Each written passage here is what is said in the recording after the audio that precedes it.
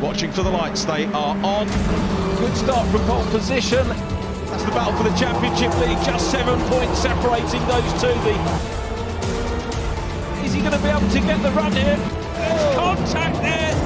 This is going to be another massive story and another driver potentially on with a podium finish. Oh, he's got it! He's got it!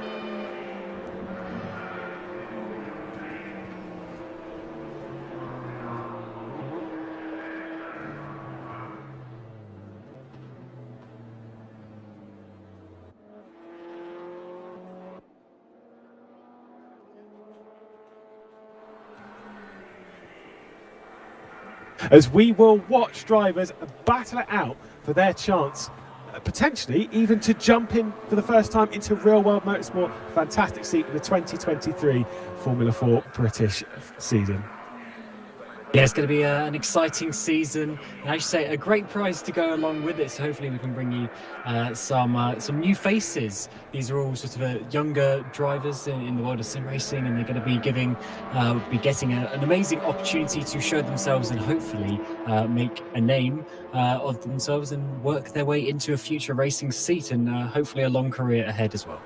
This is the thing about sim racing being the journey into real-world motorsport, and that journey begins with series like this. You can see on your screen the car that we're battling in, the Tartus F4 car. Fantastic.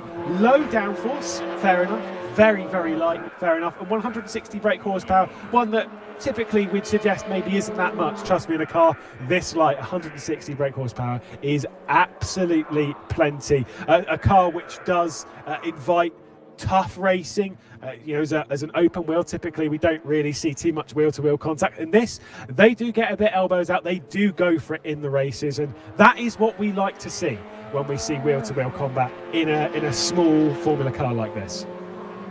Oh, certainly. These lower formulas are sort of really where you make your name for yourselves, and on some of the best tracks in the world, as you can see as well, Silverstone, Red Bull Ring, Monza, Spa, Hockenheim, and then a secret track for the grand final as well. Some of the best circuits that there are, and I think it's going to offer some great racing, but tricky though, with a car that's sort of a bit low downforce, as you say, a bit less power. You've really got to be nailing those corners, and on some of these circuits that's going to be quite tricky.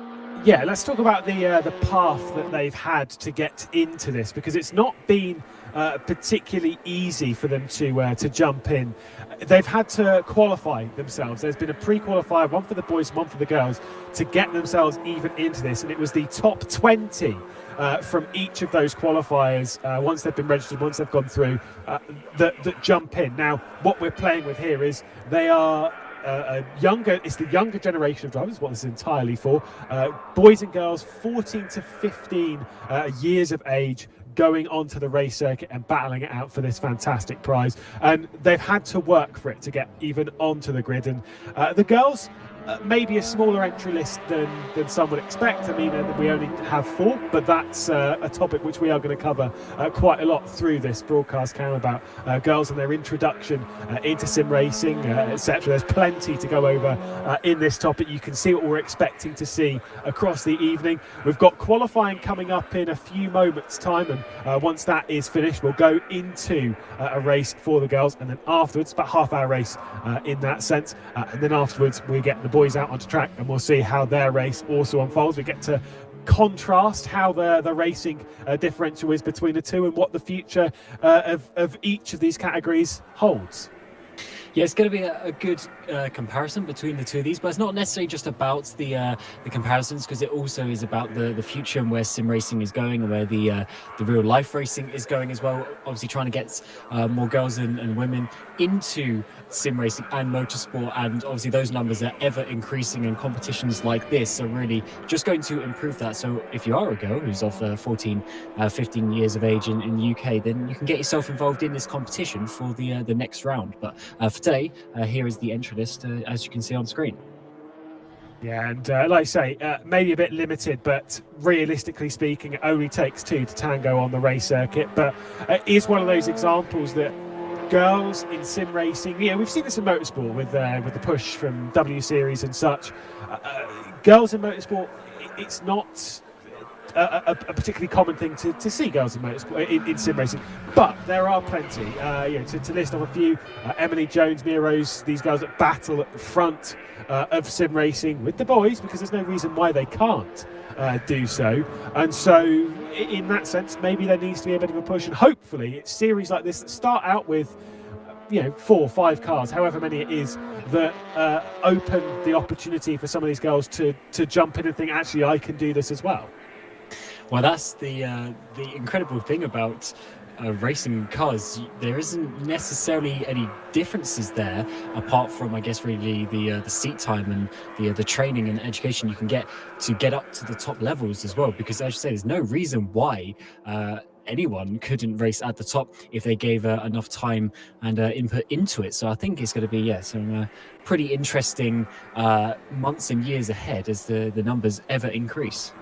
Yeah, absolutely. Like I say, it starts with a little bit of, you can't just turn on and just work. It needs a little bit of time. Same as with sim racing, even when this begun, even with online racing properly, God knows how many years ago, it's not as if it's the flick of a switch and it's just, oh, well, here's just 100,000 drivers for you to play with in the sim racing world. It's not like that. It's something which is constantly growing, and that is, obviously in a primary male-orientated sport, which is what it is. It's mostly males that race in sim racing. Doesn't have to be. There is no barrier that forces that to be the case. It comes down to eyes on and interest. So, in that sense, the more girls you have racing, the more other girls think, actually, there's other people in this. So why don't I join? If it's not just a boys' game, let's go out and let's get racing.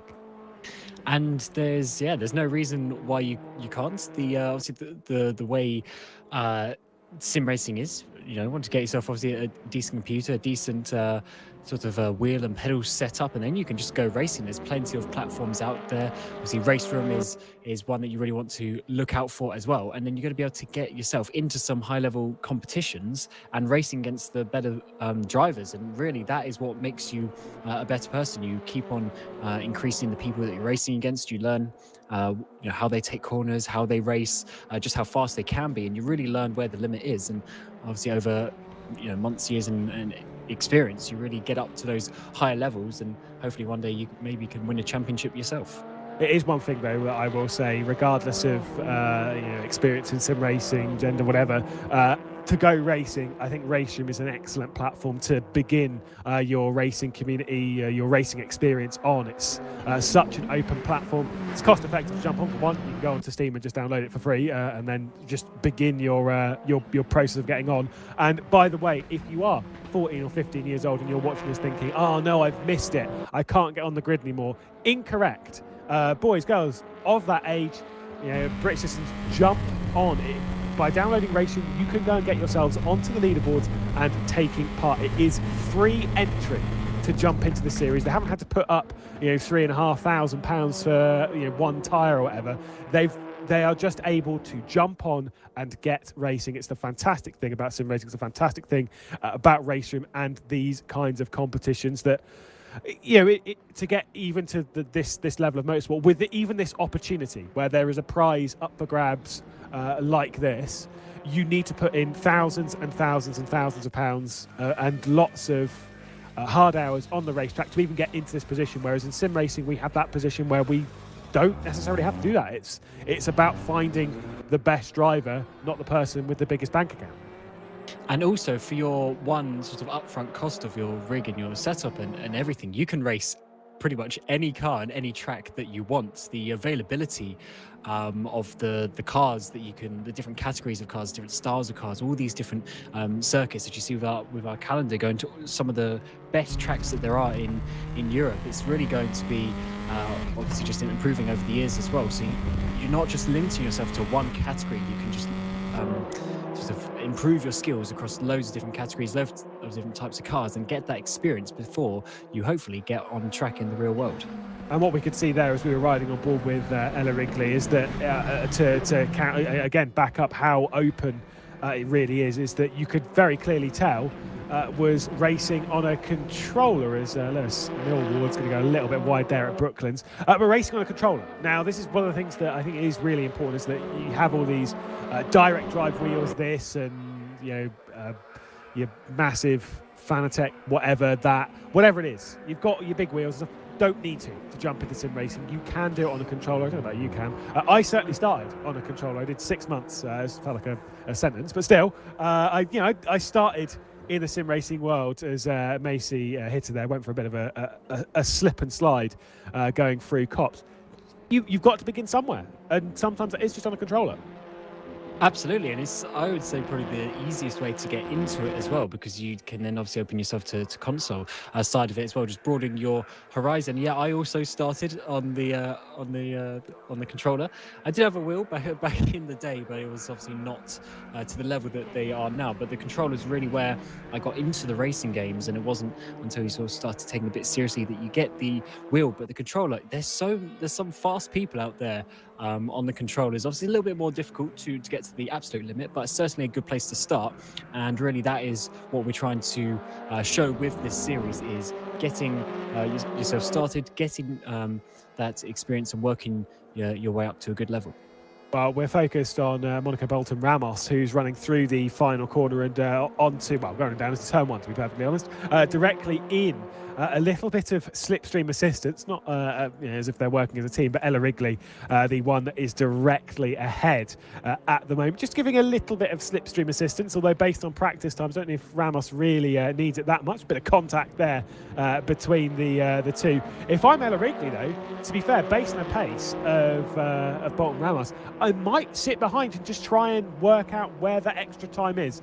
I'd say it's more so in smoothness and stuff, application from using a wheel and stuff, but still, there is stuff to be learned regardless, because as you've said, there are plenty of people on a controller that are absolutely fast enough to take part in the highest echelons of sim racing. And I think we're both probably thinking of one major example, which is a Greek driver by the name of Lazarus Philipparkos, who is incredibly fast. Like you're saying there, owns a wheel, still races on a controller though, because is terrified of not being competitive on a wheel and won't take won't push the boat out, shall we say. Oh, and what's amazing about him is he also has decent tyre wear as well. Which yeah, I know. Baffling. How he manages to control it. I'm not too sure indeed. But yeah, for sure, certainly in this situation, Wrigley might want to sit there and learn. Because really, when you're obviously trying to get the last half a second, you're talking about the absolute minute details, but when you're still getting there and you still got a second or two to gain to cars around you, a lot of that is to do with your racing lines and the sort of angles that you take into corners, where you're braking, and all that sort of things you can learn literally just by sitting relatively close to a car behind. So it's not necessarily the worst strategy to do in this qualifying session, where these cars obviously are going to be going around a few times to try and get in their lap times. And Ramos at the moment is setting those purple, the fastest lap time or sector times of anyone as they come around the final corner. Yeah, closest rival in the practice session just prior to this, Macy Hitter, who was the driver who had a bit of a spin running down into the old turn one at Copse Corner. That 2:09.1 is quite a bit slower than they were running in the practice session. Obviously, there was a little bit of contact between Ramos and Wrigley running into turn 4 as they exit the loop and then round into Aintree. Just into this part here, there was a bit of contact. Might have slowed down a little bit, also might just be building up into the lap, despite the outlap not really working out so well. Macy Hitter did continue on to finish the lap at a 2:11.0, so plenty of time to be found. And I think Macy Hitter in the practice session was running around the times about the 209s, 208, so plenty more pace up for grabs for these pair. But to be fair, we've discussed it on countless broadcasts before here, Cam, about when it comes to a qualifying session, there is a right and a wrong way to do a qualifying session. As we focus on a Macy Hitter, it's not to go out there and push 110% from lap 1. You've got to build yourself up into a qualifying session, especially the first one of the season. Yeah, especially first one of the season, but also in a session like this where you have that sort of 15 minutes to play with. You don't. It's not a one shot. You don't have to on the first lap. So getting yourself, working yourself into the groove, feeling the grip of the track, feeling the grip of the car, and getting an idea of how you can improve your lap times is the best way to do it. Also, just setting that first banker lap is also good. It just gets the sort of nerves out the way. If you keep on making a few mistakes here and there, waiting to the end of the session, you sort of put pressure on yourself to nail that final lap. Whereas this way, you just gain 10th by 10th and just work your way up to the faster lap times. And Macy, they're not doing too bad of a first sector, actually, which is doing, I was looking pretty good in M Purple in this second sector as well. So I think there could be a bit of a battle here for the pole position. Might be a little bit tight running into it, but I do think that Monica Bolton Ramos does have a fair amount of pace left in the tank, and is coming round the final corner is Ramos, and across the line should be a bit of an improvement up at the front of the field. It was a 209.1, doesn't actually improve, and might open the door for Macy Hitter to actually clear the position and go and grab that provisional pole, which would be a fantastic way. A little bit of a struggle through the final corner there from Macy Hitter as well, struggling a little bit on connection, it seems, and did lose a little bit of time in that final sector courtesy of it. So not ideal. Lois Millward, by the way, the fourth driver, not setting a time just yet in the session, and sat in pit lane about to leave once more. I think Lois Millward has had a bit of a struggle to get used to this car. I think it goes without saying, it's not the easiest car in the world to drive. Well, it's certainly a lot, I guess, more aggressive, you can say, than some other cars. These open wheel cars compared to the GTs, where you got the bit of the extra weight and sort of movement going along. This is, it's a lot more sort of on and off in terms of the way that the car feels, and getting used to that is going to be quite important indeed. But let's see what she can do. Obviously, coming out to start her outlap and then start her flying lap. Still got plenty of time left in the session to try and set a lap. So hopefully she can get a nice one in as we go to Ella Wrigley now, setting a decent first sector, 8/10 off, so not too far off indeed, and certainly could be fighting a little bit for that third place at the moment and trying to work herself up towards Hitter in second.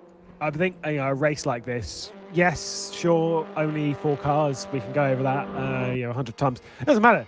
It's about survival. It's about keeping on the racetrack. It's about not making any mistakes over a half-hour race, and that is easier said than done. And a car like this, like I say, it's not very high downforce. It's not the hardest car to drive in the world because you've got a lot of time to react to things. But I was watching one of the drivers that will be seen in the boys' race, Zach Sweeney, when he was doing his first few laps in this car.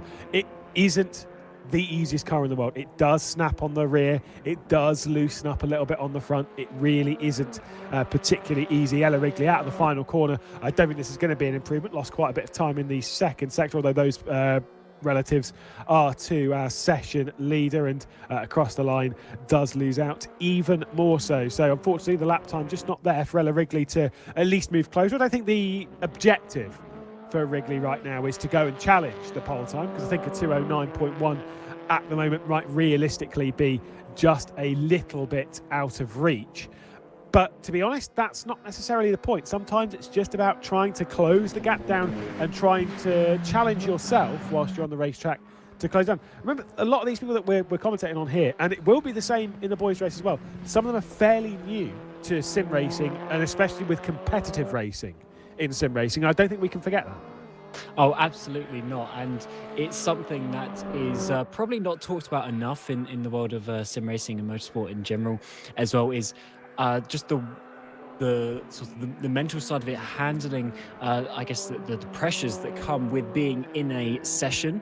And that's just something that you get used to in these competitive environments. Some people are wired a certain way that they just thrive on it, while some people, they may take a little bit longer just to get themselves up to speed, to get themselves comfortable being in that environment, because obviously this is your your opportunity to finally set your laps and set your times, and you've got to obviously make that count. As we're getting Ramos here with a double purple in the first and second sectors, looking to improve her time there at the front. But there's nothing wrong with being a little bit less experienced in that way, and just going through the motions and getting these races and laps in is always going to help, because seat time is probably the most important thing in that regard. Yeah, there is no substitute for it, and that is the same. I think, by the way, based on the line through Stowe, I'm not necessarily sure if this lap is going to remain completely legal for Monica Bolton Ramos. We'll find out across the line. 209.1 to beat. Did lose out even still, so the final sector lost time from running that distance wide, but clearly there is plenty of pace within the tank. Yeah, there is no substitute for seat time, and that is the same in sim racing as it is in motorsport. People always classify it in motorsport as being a motorsport only thing, because in sim racing you can always practice. And I'm like, yeah. In sim racing you can practice as many laps as you want, especially with a leaderboard system to get into the round, as we see here, going back to Lewis Millward. Is the leaderboard to get in? Fair enough. It means that you're doing a lot of practice, but it doesn't guarantee you great pace in the race. It doesn't guarantee you a great race even if you're topping the leaderboard. It doesn't actually matter that much, because when we're talking of seat time, we are talking about actual in-race seat time, how the dynamics of a race unfold, and that there is no substitute for. Even saying, oh yeah, but I've raced against the AI 6 times on a Monday night, I don't really care. It's not the same as going wheel to wheel with someone else and understanding what's at stake. Yeah, that is. To be honest, that's what got me into sim racing really, as well, was taking it to that extra step where you're fighting with other people, in similar, in a similar car, similar situation, similar championships, and really getting that feeling that you get from being. I guess, or the adrenaline rush that you get as well when you're side by side with people going into corners. It's quite an addicting thing once you get into it. It's so fun just to be racing against people of similar ability and similar passion, and that is really I guess the main reason to get into this sort of competitive, more competitive racing, because as you say, driving around on your own, you're certainly going to learn some things, but you're not going to improve at the same rate that you would when you've got other people there really pushing you to get better. I will never forget my first ever race in sim racing. I commentated a little bit before it, but then I decided it was a good idea to get out there and drive on a controller, of course. And it was around here at Silverstone. It was on the 2nd of July 2013. So that was 8.5 years ago. I am quite old now. And I will always remember how terrified you are on the race start. Heart's racing. You're sat there thinking about what could happen, what won't happen, what might happen. What can I get? A qualified 18th place. Still even remember that, driving for a team called Leviathan, which definitely do not exist anymore. And turn 1, I got spun straight away because it was a 40-car grid and I was right in the middle of it. And got spun straight away.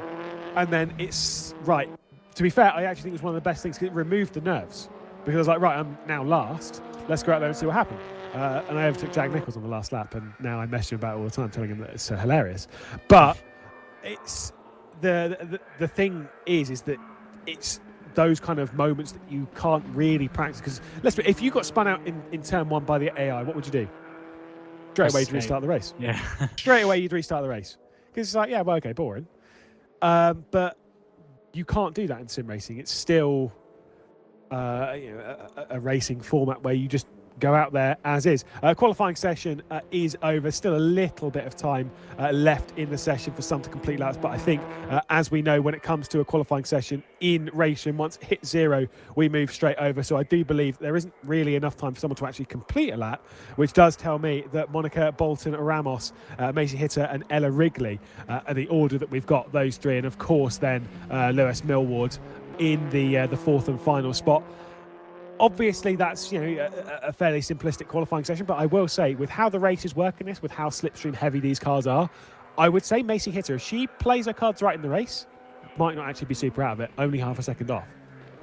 Oh, definitely. That is close enough that I think there's going to be some potential there for a nice little battle there over the course of the race. And what you said earlier is very important, because it's not just about being there at the start of the race, it's being there at the end of the race. So making sure that you are going to be being consistent and being in play on that final lap is what we need to see. Going and spinning isn't going to get you the points at the end. Absolutely not. So what we're doing, we've got our gridding sequence, and then we'll be straight underway here at Silverstone for the very first race of the season. Monica Bolton, Ramos and Maisie Hitter on the front row of the grid. The lights will be on and half an hour will be ahead of us, and underway we go. And that is, to be perfectly honest, a pretty terrible launch from Maisie Hitter, who might well be under attack from Ella Wrigley down into turn 1. Monica Bolton, Ramos to be leading then, and Ella Wrigley is up into second position. I don't quite know why Maisie Hitter did not get underway on that grid, but just did not react to the lights at all.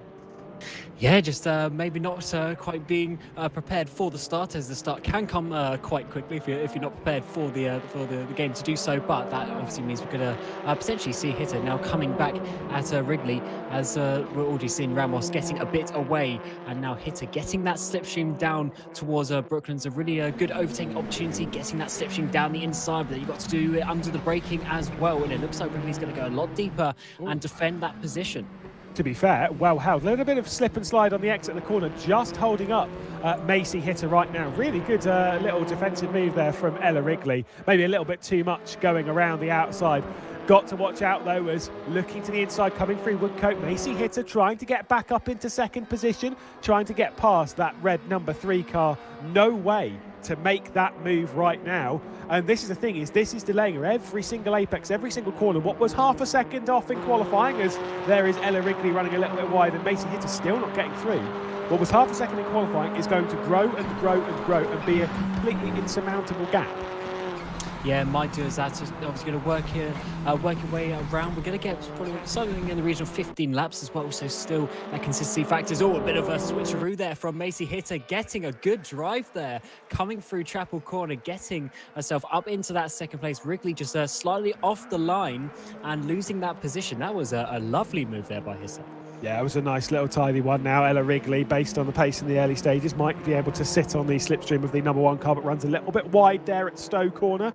And Maisie Hitter will clear off. 4.7 seconds though is already the gap, and growing to Monica Bolton Ramos, and that is potentially going to be painful for the for Maisie Hitter. Critical error on the race start, and I think race starts are one of those things that do get overlooked sometimes and do require a lot of practice.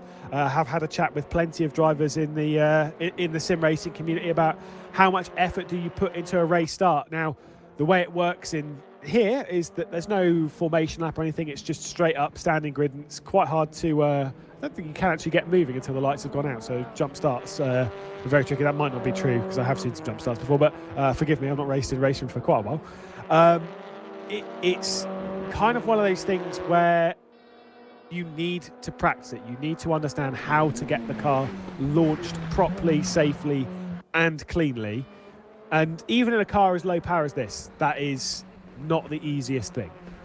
Yeah, it's obviously you only do the race start once, compared to all these corners. Ramos there going a bit wide on the exit of left field, managing to keep it in line though. But yeah, you only do the race start once, obviously, in the race. But you're going to see, obviously, these corners a few times, so people are going to do loads more practice with that. But the race start is quite an important thing to do, especially when, obviously, you get into more high-level competitions. That could make or break, a part of your race.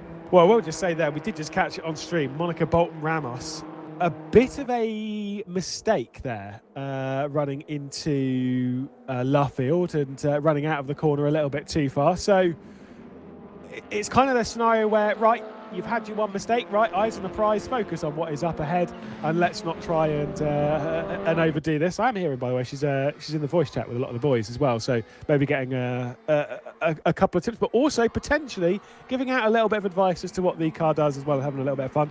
I have spoken to a couple of drivers, and they are all kind of communicating with each other, which is good. We like to hear that. We like to hear a lot of the drivers conversing and even making friends and such on the build up to the race. I think it does help with respect and racecraft and such, if you know who you're actually racing with rather than it just being a name on a leaderboard. And that is the other reason for not just racing the AI, as you say, putting a personality and a person behind the steering wheel, and who you're racing with. It really adds another dimension to the style of racing. And that is another reason why we all have to come and do this, and really obviously is something that you want to get yourself involved with. And just speaking to your competitors, actually, not just to do with not necessarily just to do with the respect factor, but you really I don't know, it sort of makes you take it that little bit more seriously when you know it's going to. If you make a mistake, you could be ruining someone else's race. Obviously, no one really wants to go out and do that. And it just adds that extra level of passion to the racing to make sure you're keeping it clean and keeping it on the track. We haven't raced against each other outside of being teammates, have we? I don't think so. I don't think we have spent too much time in the commentary box now. Yeah, we exactly. Yeah, you're too busy running stuff, and I'm too busy talking about that stuff that you're running alongside you occasionally. I think we'll hear from Ewan O'Leary a little bit later on this season, by the way, another one of the commentators. Also, potentially Zach Sweeney, who is going to be on the grid in the boys' race. A bit of a reminder as to what is coming up over the evening. We're watching the girls' race at the moment, which Monica Bolton-Ramos is leading from Macy Hitterella Wrigley and Lois Millward. Later on, we will be having another qualifying session and the boys' race. 20 cars out in that one, and I will just say from the practice times, I think people will be looking over at Dylan Warren and thinking he's pretty quick, because he topped the leaderboard by a fair margin, if I remember correctly, and is looking incredibly fast and very, very consistent indeed. So the boys' race, I think, will be also equally interesting and potentially quite hard fought with 20 cars, because whilst we've got 4 in this, 20 in that, 20 tells me that we might see some people tripping over others. I definitely expect, a few little issues and ding-dongs here and there. It's certainly possible. But remember, they are fighting, obviously, for a real-life seat and getting themselves to that grand final in Bolton. So it's certainly going to be, putting some things on the line for those drivers. They do have a couple of what we call drop rounds. I believe it's the top 3 out of the 5 rounds. Correct. That is going to count towards obviously your total. So that you do have a couple of races that you can potentially either get wrong or miss, which is also another reason, if you're watching this and you want to get yourself entered, it's not too late, because it's only the 3 rounds, your best 3 rounds, that count. So there's still time, obviously, in the 4 races coming after this. Certainly a lot to look forward to this season. Yeah, of course. We are racing at the Red Bull Ring in a few weeks' time. But the qualifying is already open for the Red Bull Ring. It closes on the 15th of February for round 2, and the race is on the 19th. So if you're watching this and thinking, I can take part in this, I'm 14, 15 years of age, I'm a UK citizen, male or female, go for it. Take part, jump in, get involved in the racing, because there is plenty of space to jump on and to go and take it to them and show us why you are worthy of not only being on this grid, but also fighting out in our grand final for that prize of taking part. And the seat, not only the training, by the way, which that in itself, by the way, is a great prize, but also for the seat in the 2023 British Formula 4 season, which, again, I can't speak how much that is a big prize. Just seeing, by the way, Monica Bolton-Ramos get another issue whilst I've been waffling on, and Macy Hitter is closing in. Yeah, this is precisely what you were saying earlier about you need to make sure you're being consistent, getting those laps in. I mean, a 30-minute race, that's it's a fairly, long way. It's a bit of an accomplishment to put sort of 14, 15 laps together back to back, all in a consistent time and not spinning off. And Ramos is still in the lead, but those few mistakes, if she does that a couple more times, I think Hitter's certainly going to be looking at that.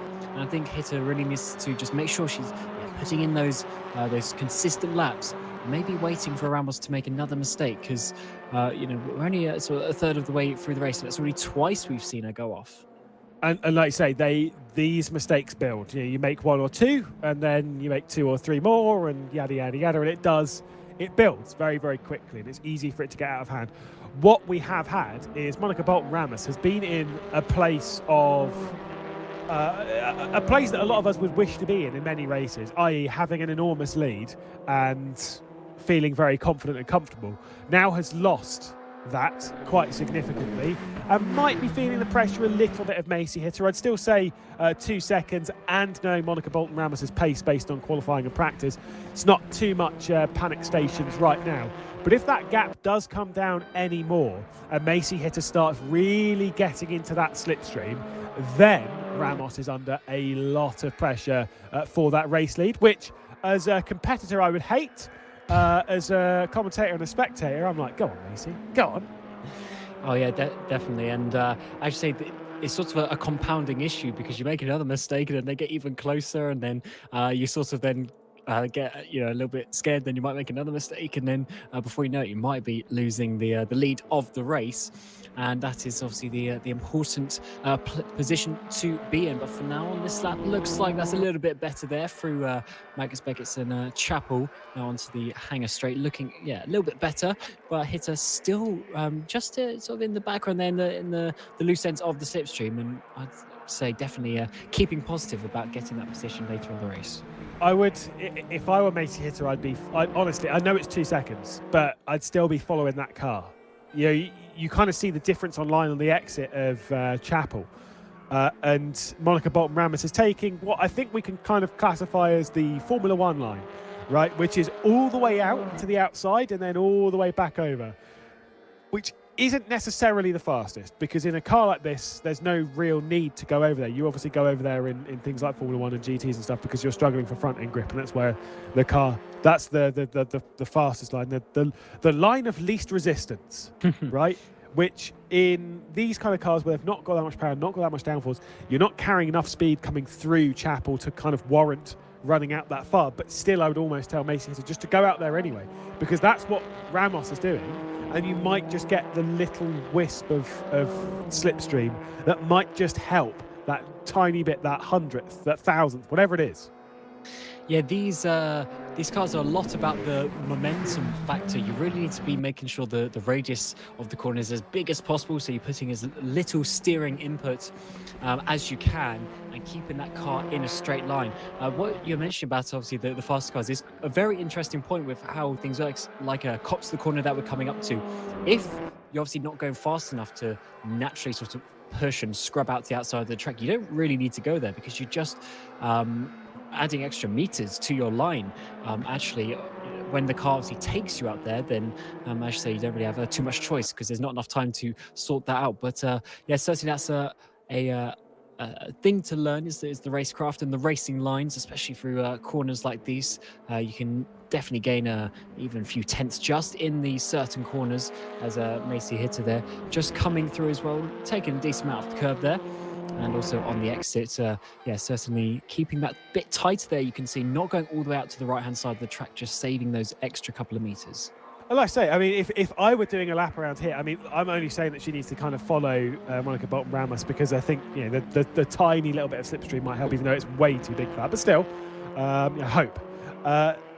If I were driving, I would 100% be taking Hitter's line on the exit of Chapel, because they're not carrying enough speed to warrant running out there. Like you say, you're essentially adding more meters without real gains from doing such.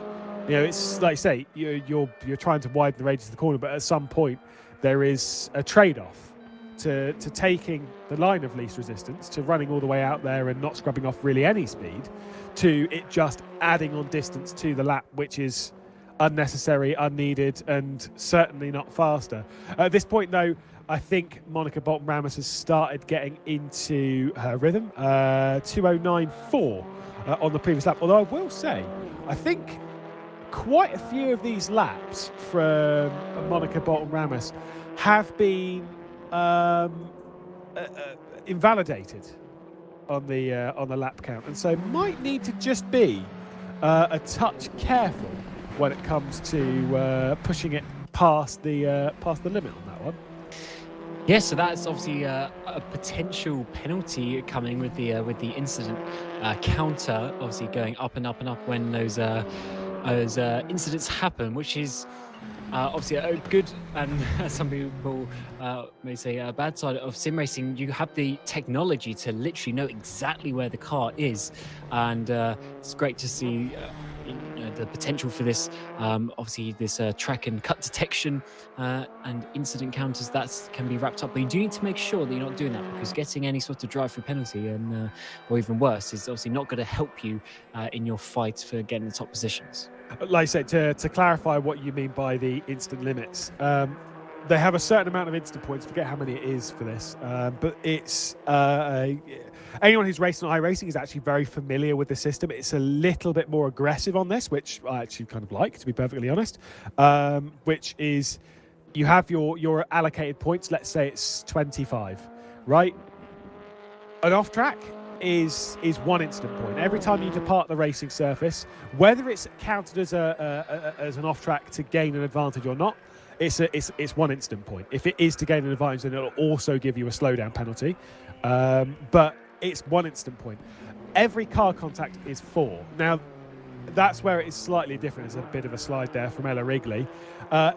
This is where it's a little bit counter, is that it's a no blame policy, so you make contact, it's 4 points for both of you. And to Gryffindor, why not? And basically, in this, it is quite harsh. It will detect quite light bits of contact, or I say light, but you know what I mean. Fair taps between them where there's no real harm done, and it will still count as 4. And it's why, for anyone who's watched the Esports WTCR Championship, or the ROKiT Sim Racing Series, or the ADAC GT Masters, DTM Esports, any of these high-level competitions on the racing platform, you will have seen your fair share of DQs from races. It's not an uncommon thing.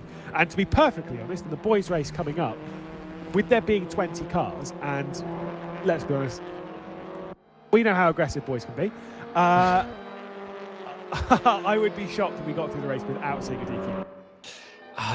Yeah, it's there's definitely going to be a few bits of contact here and there. Hopefully we can keep it to a minimum, because car racing is a no contact sport ideally, but yeah, let's hope they keep it clean. But yeah, there's going to be a few little bits of contact here. That, as we've seen, Ramos actually just, I think, going past Millward there, Lewis Millward. So actually putting a lap down on the orange car there in the background. But Ramos there taking a bit more of a comfortable stance in the lead of this race, as she's pulled away a bit from Macy Hitter there in the background. You see Millward just sort of moving over to the right hand side of the track. Hitter there on the left, and Hitter will be coming past as well at some point in the next couple of corners for this lapping experience. Well, let's see about the how safely Macy Hitter gets round, but also speak of women in sim racing and in motorsport, because again, we in sim racing terms, there are a few girls that are up there in sim racing. There aren't too many though. There really aren't that many women in sim racing. I say it's a very male dominated form of sport, of esports. I mean, esports in general is pretty male dominated. Doesn't need to be though, because this is the thing, is I know in real motorsport there are some people that kind of argue about physiology and stuff, and yeah, whatever. I'm not a scientist, so I'm definitely not getting into that topic, but there have been arguments of it being more on that side as to why we see males being more competitive. I don't necessarily believe that at all, because there have been women in motorsport even in the years prior that have battled at the front. Of course, even in current forms, you've got people like Simona Di Silvestro. I know people hate it, but Danica Patrick was that is a hill that I will die on. Danica Patrick, at least in IndyCar, was very, very good. And then don't even count like Jamie Chadwick and that lot, or even going back to the 80s with Michelle Mouton in WRC. All of these women are fantastic drivers, And this is the thing, is it's about trying to, if you want more girls in sim racing and in motorsport, it's about getting them into racing, essentially watching it and enjoying it, which is becoming more commonplace, so fair enough. But then obviously you have to get into real world motorsport, you've got one major obstacle, which is, of course, price, which is an obstacle we don't have in sim racing, which is why it's the perfect opportunity for a lot of these girls, young and old, to jump into sim racing. Because I think age is another thing. And whilst I'm just waffling on from topic to topic here. Sorry, Cam, you've got to keep up, son. Age is not a barrier in sim racing, nor is gender. And it's why it is so open. I mean, I started sim racing when I was 17, nearly 18. I was out by 8 days. But whether you start at that age, whether you start at 12, 13, 14, it doesn't matter. You could just jump on and get into it. Absolutely. I mean, there's some people that I race against and they're in their 50s, and I think there's one guy I know who's in his 60s as well. So there's certainly no barrier to that. Obviously there's going to be a little bit here and there of when you get when you're either super young or super old, but that's sort of the same in most things. But for the most part, it doesn't really matter, and a lot of it is just down to the time and dedication that you can put into it. That's really going to be the sort of main factor, I would say, for improving, because I personally didn't really get any I wasn't of any good level until I started doing it, when you're practicing most nights a week, and then you're entering these races and starting speaking to people, getting that extra knowledge. That's where you really start to get a bit better. And I mean, even in real life, look at one of the drivers who's done well in America the last year or so is Helio Castro-Neves, and he's well into his 40s now, winning Daytona 24 twice and winning Indy 500 as well. So even in real life, age isn't so much of a factor. Yeah, not these days. Also, Helio Castro-Neves is a proper hero. Love him. Spider-Man. Legends. I remember him climbing the fence last year. Oh, brings a tear to my eye. No, it's like I say, it's just not about, particularly in sim racing. There was someone, unfortunately, he passed away last year, maybe the year before, but Ken Hunter was someone, whether you could classify him as quick or not, he wasn't particularly fast, but he did do his sim racing in various leagues. He was 73 when he was racing. So there is no excuse on the age side. Although I do get terrified when I go on a racetrack and there's an 11-year-old outpacing me quite comfortably. That's terrifying and annoying. How old were you when you started sim racing? Well, in terms of like proper sim racing, that was 2015. So I was 17, just like you were. But Yes. I first got a Fanatec wheel for the PlayStation 2, and that must have been like 2005 or something like that. So quite a long time ago, racing F1 2002, which was an amazing game for those who remember that one. So obviously been around a long while, but it's only really been the last sort of 5-6 years where I've really got into it. But the progression was huge. I remember, the league that I'm quite familiar with. First time I did a lap there, I was 5 seconds off the pace, and I thought I was doing good. And obviously over the time, you just get better and better. And now, I can get maybe a second off the top guys. And those 4 seconds are not because I've necessarily just magically improved. It's obviously from putting in the time and just getting used to the driving aspect. Just in the first time I did a race in the series you're alluding to, which is Formula Sim Racing. Don't worry, that's fine. I was 9 seconds off at Suzuka, and I decided that at that point it wasn't for me. I wasn't trying, but still. Yeah. It wasn't even that long ago, to be honest. It was 2016. Was it already 2016? Yeah, and I'd already started doing races and stuff by that point. Wow. Yeah, I mean, those things, a lot of it you have to get used to, because sim racing isn't exactly the same as real life. There's a few extra skills that you have to get used to, such as one thing I've really found, because I did sort of a bit of karting when I was younger, then basically I stopped that because I got too old, came into sim racing. A lot of people have gone that route. The one thing I really noticed was, obviously you don't feel any sort of G-force going through the corners, so especially if you don't have like the high-end wheels, you have to have a lot of visual cues of like with the car, understeering the car, oversteering, and that sort of thing. And learning that obviously side of it takes a bit of time, and obviously you're gonna need to put in some practice to do that. But it's certainly something that you can learn fairly quickly and get up to speeds with. And there's, you know, what you were saying earlier about drivers talking to each other, just talking to a couple of other people, just seeing how they react in certain situations and what they feel in a certain corner can really help you improve. If there's one thing that does make a difference, at least in my opinion, when it comes to sim racing, it is coaching. It is some form of someone looking over you and managing you in a sense. And that's why, again, one of the prizes of this competition is that, in a sense, proper training, which, to be perfectly honest, like I said, when I was saying that that's a prize within itself, trust me, that is honestly an excellent prize, even just that. Because the thing is coaching, it skips a few steps of figuring things out. Because, say for example, you're driving around a circuit, and honestly, it's the best advice that I've ever got in sim racing is stuff that's stupidly simple, and I mean that of I'm not saying like where am I losing the time, and then them responding with in the corners and on the straights, which is really unhelpful, and I have had that as advice from more than one person, but. A friend of mine, honestly, with trying to help, just said, think about where you're getting on the power, which you kind of think, well, surely you are. But most of what we do in driving is very natural. It's sort of like you kind of leave the corner and you just put your foot down and then you just drive off. And then, you put as much power down as your hands can feel grip-wise and stuff. And you don't really think about it. You just do it.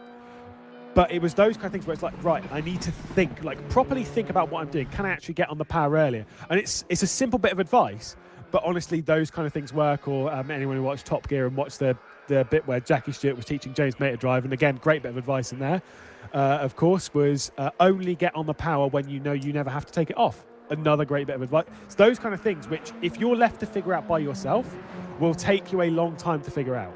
But if someone just coaches you through it, guides you through it, honestly, there is so much time on the table.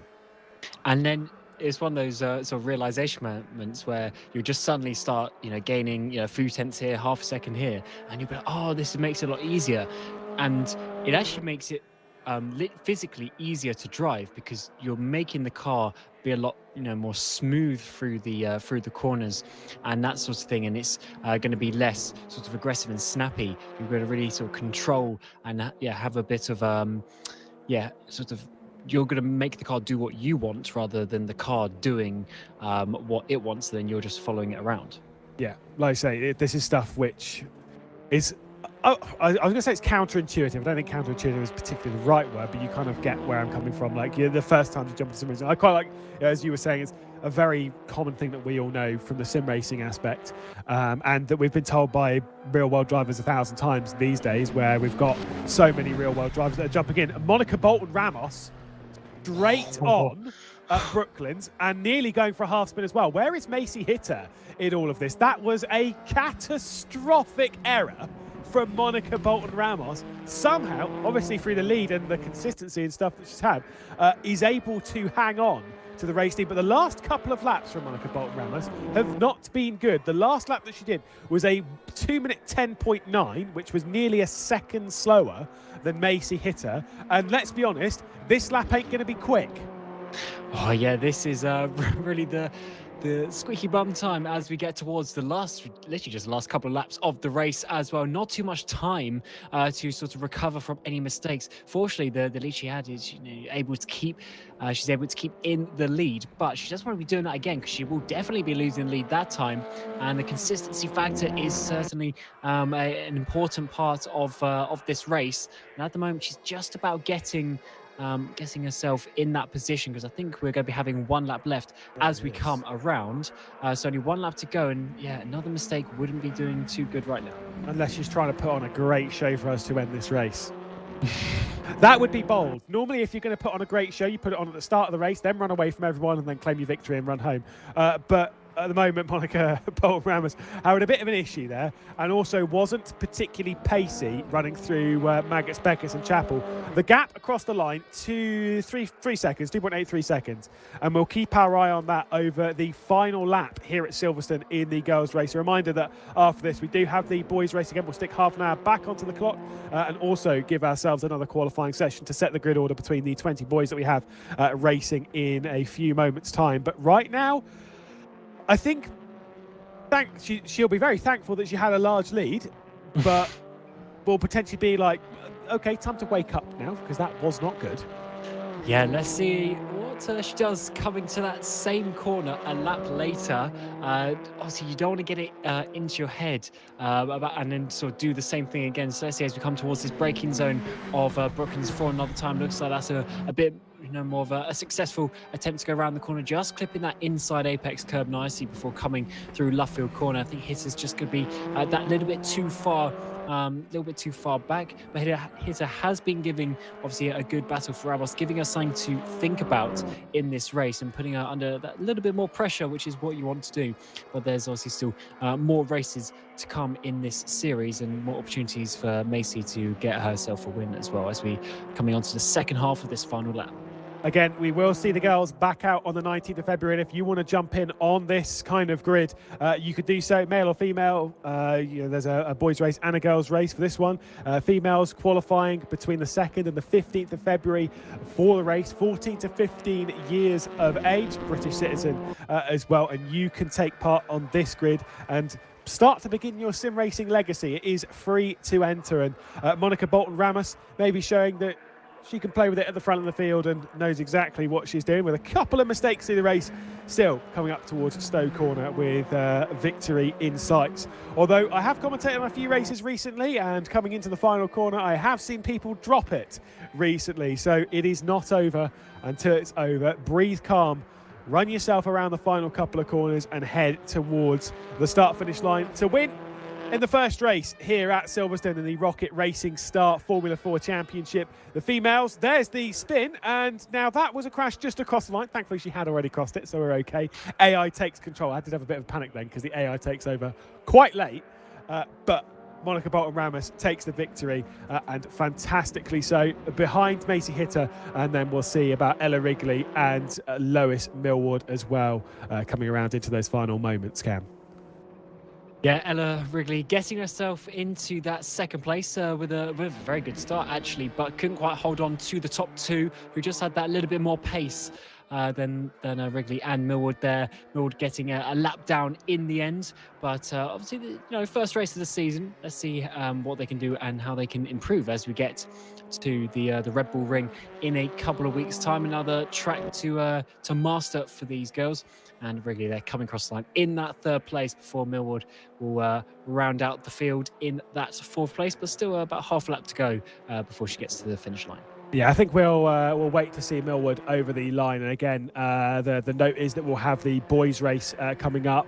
Fantastic names on this grid, fantastic young talent, which is exactly what this series is about. There is Lois Millward, who I will give respect, despite being a lap down, despite quite clearly struggling to get to grips with this car around Silverstone, still going in the race, still going out to see the checkered flag, and that is the first victory, to be honest, above all else.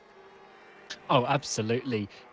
Getting yourself involved with these types of events, getting on the grid and learning the ways of the show is what you want to be doing.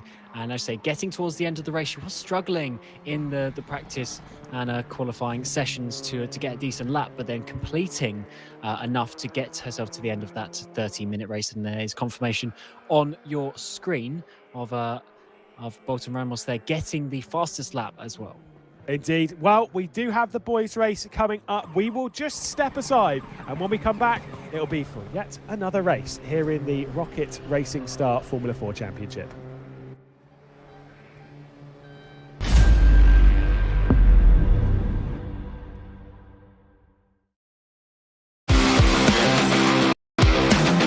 This is not only a racing simulator. This is a simulator with 100% Formula 1 feeling. Made of carbon, it moves over 3 axes and lets you feel every bump, curb and curve on your ride. The belts press you into the seat when you brake and accelerate. You get the G-forces up close. Real brake and accelerator pedals, as well as an original Formula One steering wheel, complete the driving experience. Welcome to Racing Unleashed.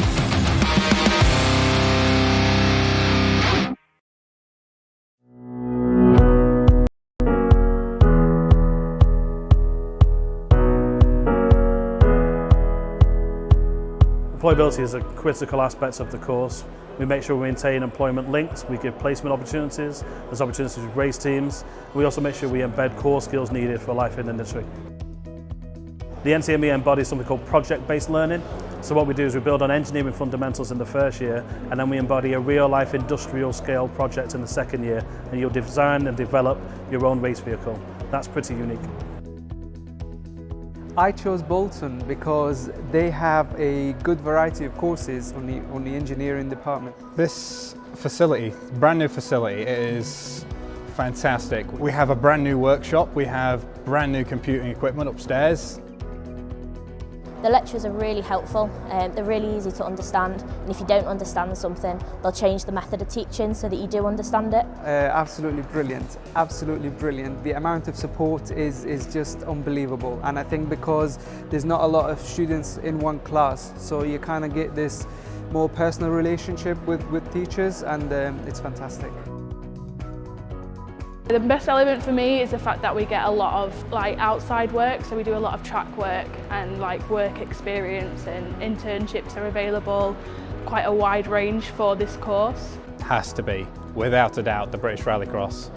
That was my first proper experience of motorsport, hands-on in a team environment, and to be able to take that from spanners at the very beginning of the season all the way up to managing data for the finale where we won in incredible circumstances. It was just a fantastic achievement and a fantastic start to my motorsport career.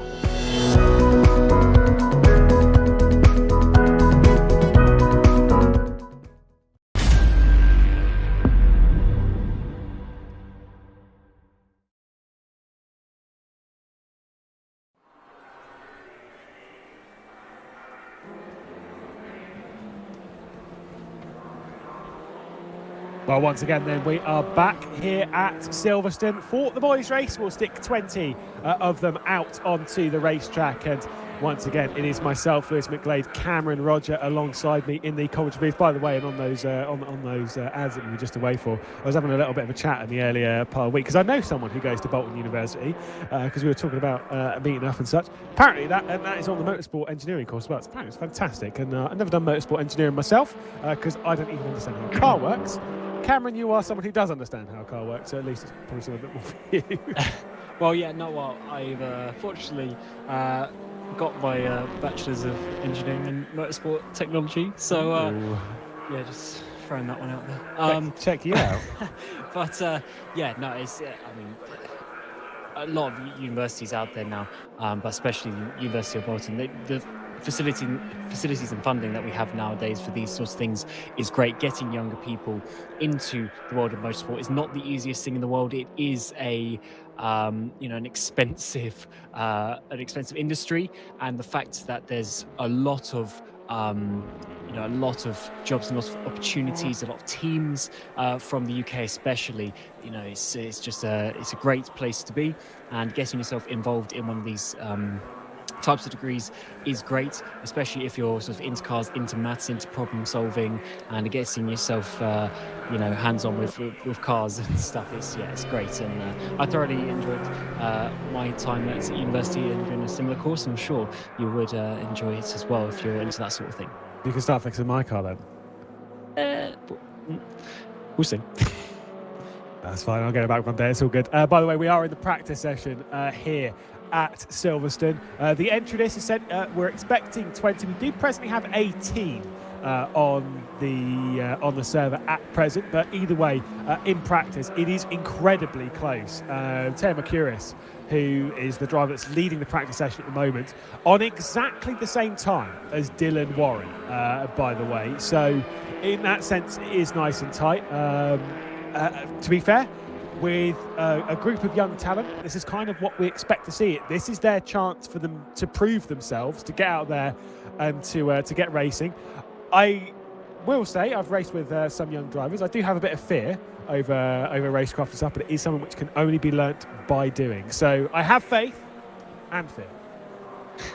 Yes, it's going to be a great calendar, as you see on screen. The tracks that we're going to, just like the same calendar: Silverstone, Red Bull Ring, Monza, Spa, Hockenheim, and then the grand finale at a secret track. So yeah, a brilliant calendar coming up. Some great tracks for a bit of racing. There's slipstreaming in these style of open wheel cars as well. And there you see it is the list of the 20 boys out here, 14, 15 years of age, who will be giving us some good entertainment over the next few minutes, with the qualifying session to start shortly, and then the 30-minute race. And once again, a reminder, if you yourself want to take part in this championship, you can absolutely do so. It is free to enter as long as you are a British citizen and 14 to 15 years of age.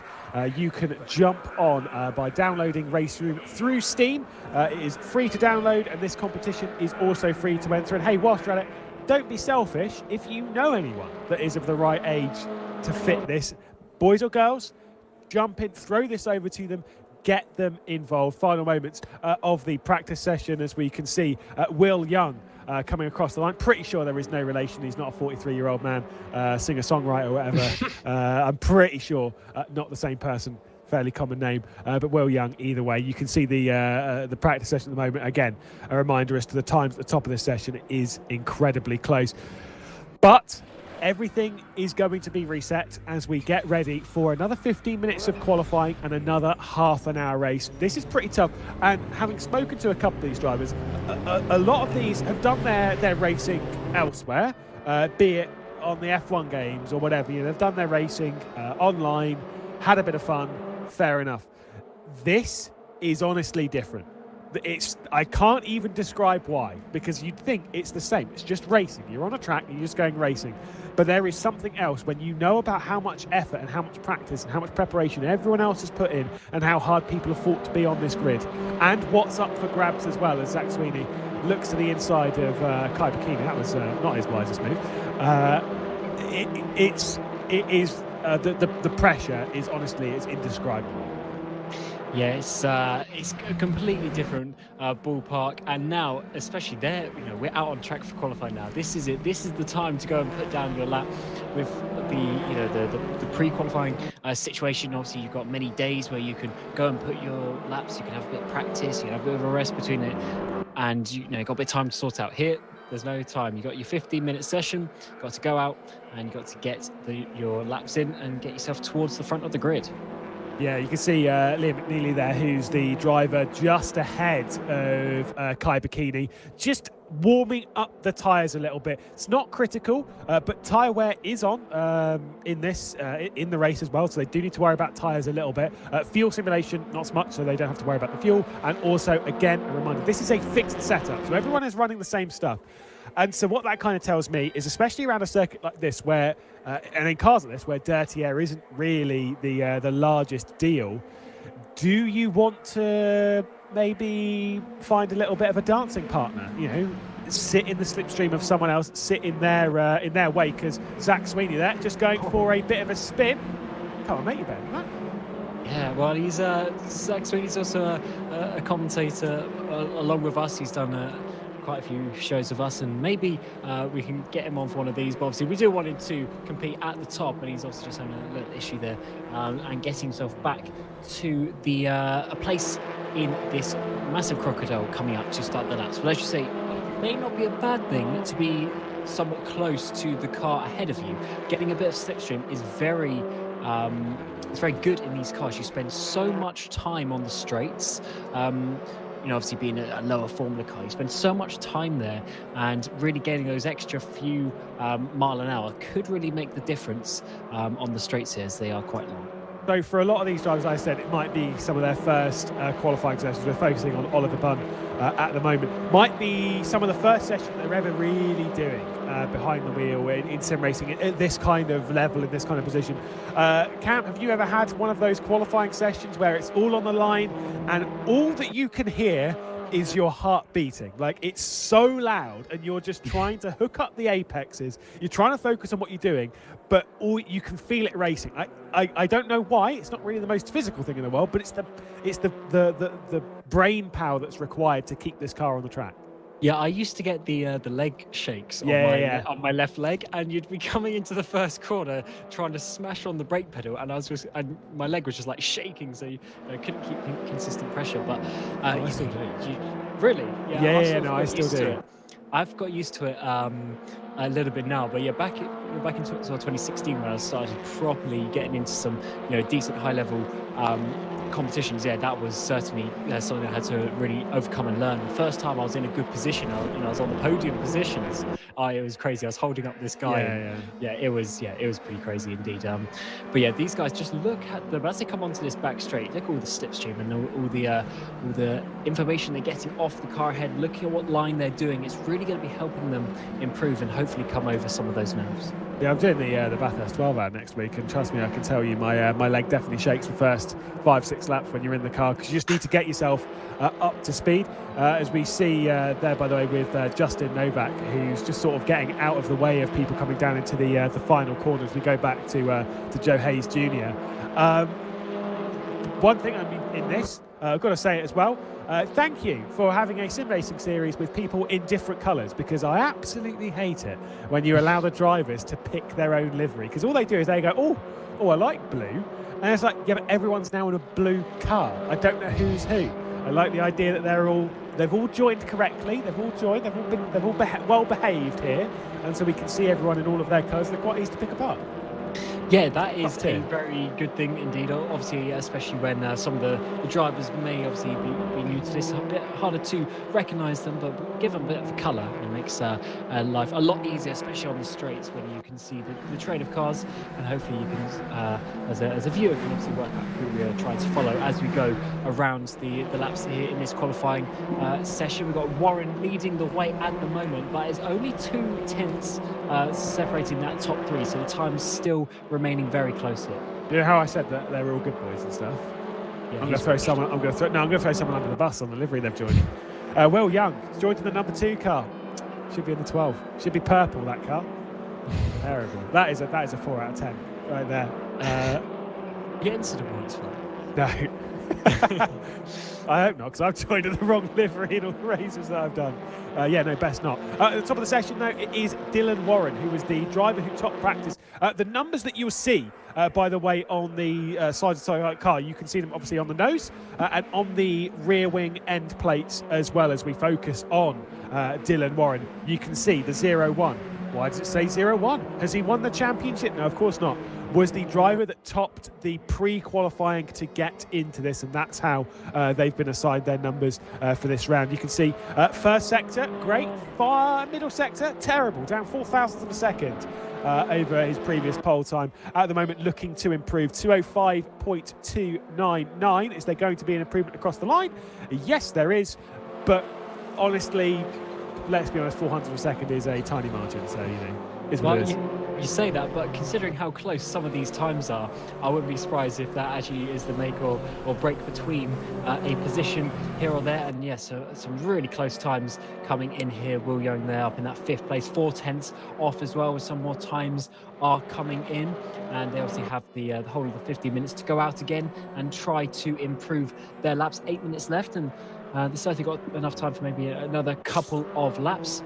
So not looking too bad for these guys indeed. Some really close times coming in. And I think, Lewis, that's going to really set us up for a pretty good and close race. Yeah, Liam McNelly, 3rd place at the moment, going fastest in the first sector by a decent margin as well. I think based on how these times are, I think we might be in for a good one here, because these times are tight and they are tightening up even more so. So in that sense, I'm all over it. But there is Liam McNelly. Like I said, you can see that first sector looking very, very good, looking to go and challenge the pole time at the moment. Saying about the times left, again, a reminder to those of you that are new to RaceRoom competition, that are brand new to how things work. Once this session has ticked down, we have 7 minutes left of this session. Once that timer hits 0, the session will automatically move over. You don't get to finish your lap, you don't get to do anything like that, which means that you must start your final lap with 2 minutes and 5 seconds left to go in the session, and then you've got to nail it as well. I mean, I think there is a little bit of leeway in the sense that if you cross the line maybe a second or two over, it still might count it, but realistically speaking, don't take that for granted. You just run the laps that you can, and timing that is critical, because once the session moves over, that's it. And you don't want to leave your lap until the final moments of the session. I have seen the very best on RaceRoom do that, and it never works.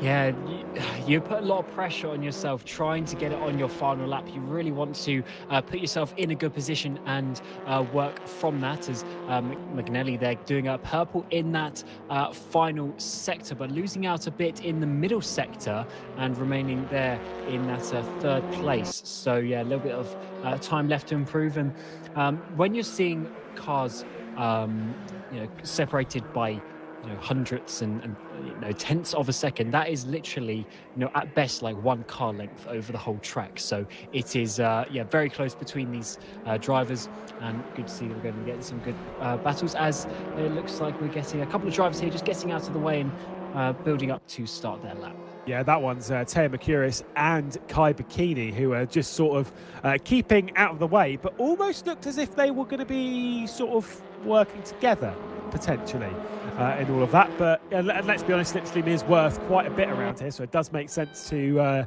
again partner up with someone, to work with someone to assist in that and work together. As there we see Kai Bikini starting the lap.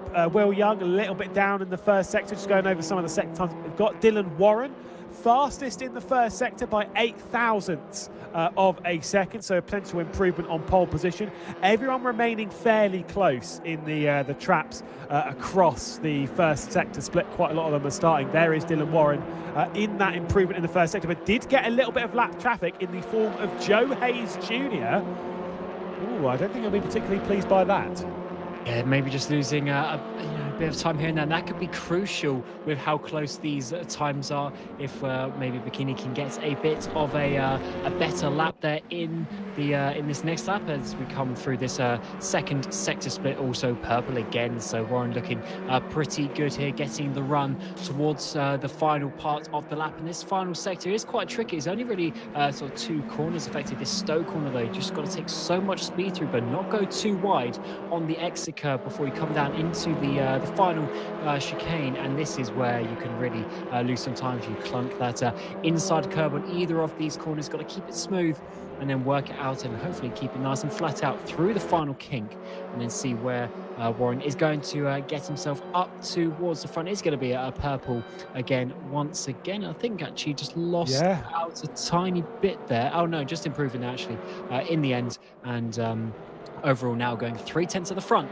so that is looking pretty good. A 2:05.001. That is incredibly impressive from Dylan Warren. Just going to go and check what the time was to complete and top the session prior to this, the pre-qualifying coming into this. I'm pretty sure it was in the fours. It was indeed. It was a 2:04.635. So to get within 0.4 of that, i.e. a lap where you can take as many laps as you really want, to get within that kind of barrier, that honestly to me is impressive. Oh, definitely. When you have 1 or 2 weeks just to go lap after lap after lap, of course, eventually you're just going to get it absolutely nailed. But here, you don't have the time to do that. So, as you say, very good indeed. But Will Young there, purple in that first sector by 35 thousandths of a second. So very close indeed, but just enough to edge himself into the purple. Maybe getting a tiny bit of a slipstream from the car ahead, but also McGlade there getting a bit of a purple. So yeah, loads of drivers starting to improve as we're getting to the point of the session where they need to be starting their lap now. Otherwise, they won't have enough time to finish. Yeah, purple first sectors. Like I said, Liam McNeely, who's coming down into the second one, I think might have actually just dropped off of that one. Of course, Will Young, who we're focused on here, purple. Teo Mercuris, just purple through the first sector, coming out of Luffield as well. Zach Sweeney improving in the middle sector, but not in the first. Might well move his way up the session at the moment. Oliver Bunn, not on a lap right now. Going down the order, Danny Burns, not on a lap right now. Joe McLean, not on a lap. Jean-Paul Lavagey. Good first sector, really good first sector from Lavagey, coming down onto the hanger straight and goes green in that second sector. Here's McNeely across the line. I don't think it'll actually be a lap time counted, certainly isn't. But a few improvements coming in at this point of the session. There is Lavagey. Like I say, first sector, decent. Second sector, I'd say 6/10 sounds like a big deal, but honestly, when Dylan Warren is on pole by over 3/10, that can improve quite nicely up the grid inside the top 10. Yeah, this could definitely be a few places with just the one corner to go now. Coming out of this final corner, where can Lavagey get himself out of this final little kink, and then obviously trying to get the shortest run to the line possible, every last thousandth of a second, and looks like that is going to be a bit of a 10th place there. Kai Bikini to the line. There was an improvement, but not quite. Kai Bikini improved by 1/10 of a second, which doesn't sound like much, but I thought purple first, purple second, I thought that was going to be pole. Just shows you how close it can be here, and just 2/10 off still, and obviously not going to have enough time now to finish that lap, so that's going to be that second place as well. But 2/10 still, it's fairly close, but when you see the gaps between some of the other cars, it's really a big gap, quite difficult to gain those 2/10. So Warren has done himself pretty good there, but McNeely on another lap, purple in this first sector as well. But the session has ended, so let's see if anyone is going to make a final improvement as the current order is on the screen. Yeah, the session order on the screen. Reminder that the session is still going. There is 20 seconds left of the session from this point. We can still see some improvements. Feel a bit bad for Liam McNeely, by the way. He was purple in the first sector by quite a bit and had a really good second sector, but is not going to have enough time to finish the lap, as we're going to tick over into the race in 10 seconds. It's going to be very, very close. I understand committing to it. A few drivers coming through the final couple of complexes of corners to tick it off, but it does look as though Dylan Warren is going to be on pole position with Kai Bikini, Liam McNeely and Teo Mercuris on the first and second rows. Will Young, Zach Sweeney, Oliver Bunn and Danny Burns, P5s to 8. Then Joe McLean and Jean-Paul Lavagey round out the top 10. Fabian Ballon and Devin Edge in 11th and 12th position, with Nathan Clifford directly behind. Do lose the rest of them. There is Joe Hayes, Jamie Bradford, Novak as well. The rest of the drivers coming through. Cam, just 4 in the previous race, but now we extend the grid out to 19. What are we going to see in this one? Well, the first corner should not really involve any sort of braking. It's going to be a bit of a fast flick in there, and the drivers are going to be, hopefully keeping it clean. First race of the season, though. Let's see how they go. Once it will get on the grid, the lights are obviously going to come on, and then when they go out, we're going to be racing here, and it's going to be a nice, intense race. Frantic indeed. Half an hour will be on the clock as we'll get ourselves underway in the boys' race of the ROKiT Racing Star Formula 4 season here at Silverstone. A fantastic venue for any racing, but a great one to open a season of frantic action.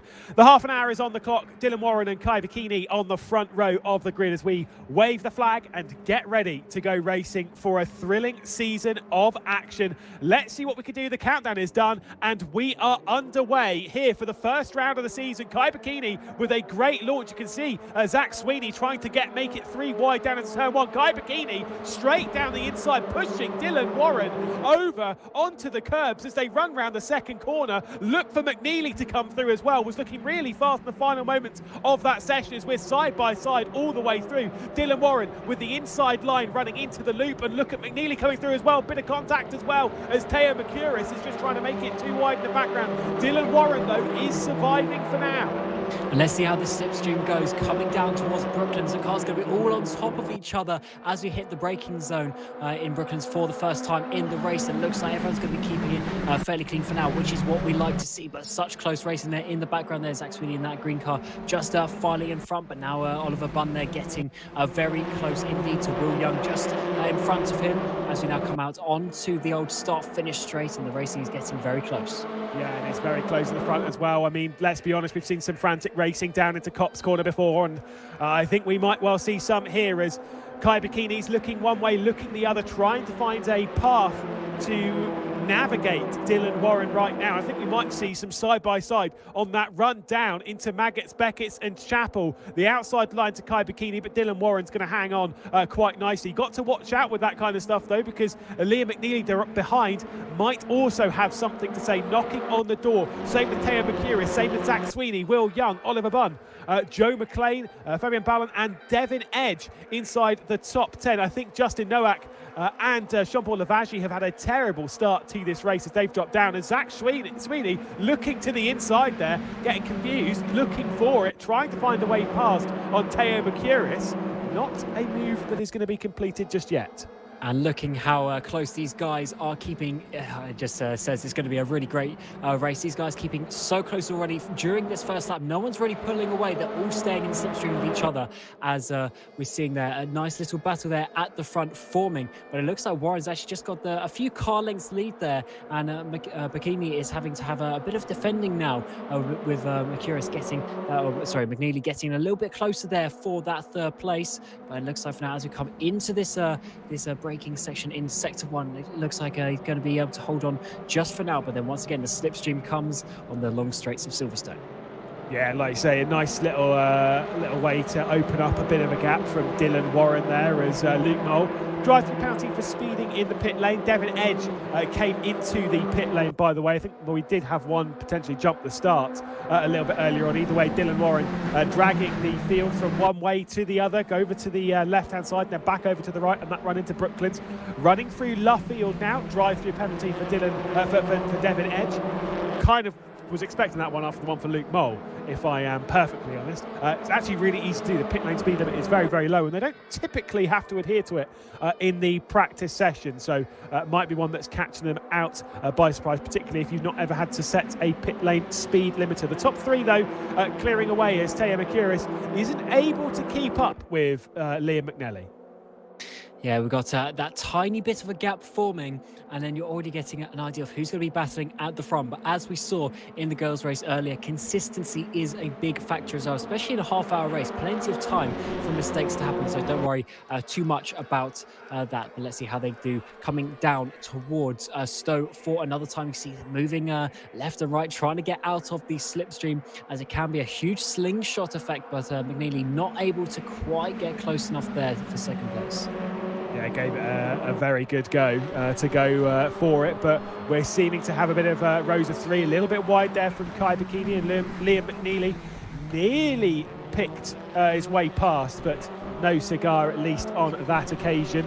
Great angle, by the way, there from our broadcast director of Liam McNeely, straight from the nose cone. Do love those shots, really low to the racetrack. You can see the grouping at the front. It's really the top 9 that have gapped the rest of the field. Nathan Clifford in 10th place, not quite able to keep up. We've got Dylan Moore and Kai Bikini, Liam McNeely, Teo Mercurius, Zach Sweeney, Will Young, Oliver Bunn, Joe McLean and Fabian Ballon. The top 9 that have broken away from the grouping behind. And honestly, as we know from our fair share of racing here, Cammy boy, anyone in this group can genuinely win. And that is not an understatement. Especially in a car like this, if the slipstream works out for you, stay in that top group, you can definitely put yourself in a good position, and making yourself be there at the end is what's going to be most important. So hopefully when these guys get into some battles, they're making sure they keep reminded of how things can turn, as we're getting another drive-through penalty there for Luke Mole, which hopefully he didn't get while trying to serve the first one, because that is obviously not the most ideal thing in the world. But we said a few times, first race of the season, these things will be learned, and drive through, I'm sure, the speeding in the pit lane, I'm sure, will be resolved for that next race when you learn where the old button is. So let's see as we come through this fast sweeping corners once again, as Warren is leading the way. Is he able to hold on and break the slipstream once again? To be honest, it was actually Silverstone where I had a speeding in the pit lane penalty, which was hilarious. And then I came to the pit lane to serve the penalty, and then I got one. I don't rage quit from races often, but I certainly rage quit from that one. I was done for the day. That was the time when someone drove into me in the pit lane. I don't know if you remember that race at all, Cam, but someone drove into me in the pit lane, assuming it was a different simulator. I was less than amused as Liam McNeely is trying to still find a way past Kai Bikini. Half a second not enough to be panicked too much at the moment, but I've always said when you're in a train, if I'm the 9th car and I can still see the leader, I'm okay. I'm not stressed out because we're all in one big train. When it starts to splinter like this, I start to panic. I start to think, I've got to get on with this. If I've got more pace, now is the time to show it. Oh, definitely. You want to be keeping with these top packers. McGlade, they're getting, trying to go sort of up the inside of turn 2, which would then obviously be the outside for this corner, but then maybe once again getting a bit of switcheroo into the loop section. And this is where you need to be getting the best exit possible, getting those extra maybe 1 km/h just on the exit, and that will just snowball effect as you then get in the slipstream as we come up to Brooklyn's corner. And you see Warren being very strategic with where he's placing his car and being very methodical with trying to get out of the slipstream, but they are just holding on, and I don't think he's able to pull away as we're still really getting this three-way battle for the lead. Yeah, it certainly is nice and tight at the front. Like I said, McNeely pulling that gap out to Teo Mercurius, but you can see there Mercurius is closing that one back in, having to deal with a fair amount of pressure on his own shoulders from the British Racing green car of Zach Sweeney. Does seem to be heading back to a 5-car train at the front as Sweeney builds a decent gap on Will Young in the battle for 5th place. So we are kind of gathering ourselves 5 for the race lead in the opening few laps of this race. Of course, just on the 4th lap of proceedings here at Silverstone. Plenty of other drivers on this grid. Fabian Barlett is one of them that is dropping backwards. I think had a bit of an issue at the old turn 1 at Copse Corner, and Fabian Barlett dropping back now to 16th place, even behind Jamie Bradfield as well. Back with our race leaders though, Dylan Warren still leading, and like you said, by enough of a gap as I just saw another look at that move from Jamie Bradfield. I'm less so about that, the better. Dylan Warren is pulling out a big gap. Right. Yeah, this is what happens obviously when the cars behind start having a bit of a battle. We're getting all side by side there into the final Vale chicane, and McNeely there getting up the inside. Can he do it? This is going to be very tight as we come through. The King, unfortunately, just pulling in behind, but we're also getting Mercurius now getting involved as we come up to turn number 1 and to a bit of a tricky situation to get a bit of an overtake, but you can get a good run to the braking zone of turn 3. McNeely getting the run last time. Can he do it on this next lap, but try and make the overtake coming towards turn 3, diving it down the inside there, late on the brakes, getting it stopped. A bit of contact just going off the apex there as Bikini's going to be getting back for that 2nd place. And all they're doing now is burning time. It is going, and Dylan Warren is clearing off into the distance right now. He's saying, yep, cool, thanks. It was nice to know you, lads, but I am out of here. And right now, that is exactly what's happening whilst they're battling. Teo Mercurius to the outside at Brooklyn, which is always a fantastic move. One of my favourites around this circuit, but not able to make that one stick. The harder they battle, the bigger that gap's going to be, and it's kind of at that point where you've got to play it almost like an endurance race, even though it's only half an hour. It doesn't matter if the race is half an hour, 10 minutes, 5, whatever. Sometimes you need to play the long game. You need to see the bigger picture, which obviously, a lot of these drivers being very young, sometimes that's not really on the table because it's I've got to get past now, which is fair enough. As another drive-through penalty for Devon Edge for speeding in the pit lane. That is exactly what you said about Cam. Driving in the pit lane, speeding in the pit lane whilst speeding in the pit lane, which is great, excellent. If you don't fight, if you go right, Kai Bikini, whilst you had the slipstream, which was obviously a couple of laps ago, don't really fight, allow him to close back up to Dylan Warren, because now that was your time to panic and to go for the move, what's happened is that gap has ballooned massively, and now it's almost uncatchable, because I know Dylan Warren's consistency and pace is pretty ridiculous. Yeah, it's certainly difficult when, as you say, these battles start to splint and someone or maybe a pair start to go away. It's difficult to overcome those extra sort of couple of tenths here and there. May only be a couple of tenths, but that's very difficult to get when you're at such a sort of high and consistent level. The slipstream helps you pull yourself along, and they're just losing really the slipstream, and now towards the front, at least the major part of the slipstream that really pulls you, gets the overspeed as we get into some side-by-side battles in the back part as well. But certainly difficult indeed. So I think probably one of the best examples of this is if you remember Marc Marquez in MotoGP quite a few years ago now. He's been around for a while, but back in the old days where he would literally fight for the win every single lap, and then he would start crashing and all this sort of stuff. And then I think it was either 2015-16, guess what he worked out? He would always battle, overtake you over the final 2 laps, 3 laps, whenever he felt like he could then get away at the front. And then he started having more consistent results. Then was it 2019 where he was first and second in every single race apart from one? You know, that sort of thing you learn, the racecraft you learn over the course of time, and doesn't, you know, even though he's winning championships before, that's really that consistency that's going to put him down in the history books. Yeah, I'll tell you, Cam, I am not a fan of Marc Marquez, but I was at Assen in 2018. Exactly what you said. Honestly, one of the most incredible races I've ever seen in my entire life. As basically took 10 people led in that race, but it was Marc Marquez. He had pole position, dropped back, came back forward, honestly was almost unfazed, and won the race by a fair margin because he came through with 3 laps to go, came through to take the race lead. And so exactly what you're saying, playing the long game. By the way, we do have a bit of a 4-way battle, which is the one that you were leading to for 12th place. Danny Burns, the Irishman, with Jean-Paul Lavaggie, with Fabian Ballon, who obviously had that spin a bit earlier on, and with Jack Badger, who started off of the, I think, the final row of the grid. This 4-way battle for 12th place. And to be perfectly honest, do love ourselves battles up and down the order, and those battles that are low down, I mean, it's still a battle, it's still a fantastic one, as we're going to see Danny Burns in the blue car, the one that's defending from Jean-Paul Lavaggie. But you've got to watch out in this place for Fabian Ballon, who is a driver who's been inside the top 10 during the proceedings of this race, and that'll be the one that might be sort of agitating to get on with us right now. And this is still something to fight for, because remember, we're really looking for the top 16 in the championship as well. So if you're a little bit further down, you want to make sure you're keeping yourself inside that as the season progresses. So these are places to be fighting for, and it's good to see such a nice battle between these guys and Lavaggie. They're getting a bit of the slipstream through turns number 1 and 2. But I think it's just behind there, getting a bit of a outbraking manoeuvre now into turn 3 with the pink car there. I think it's Badger getting involved, but not quite being able to make the move as it stands. Yeah, it did give it a good go, and you cannot miss that car. That's the kind of car that I would want, by the way.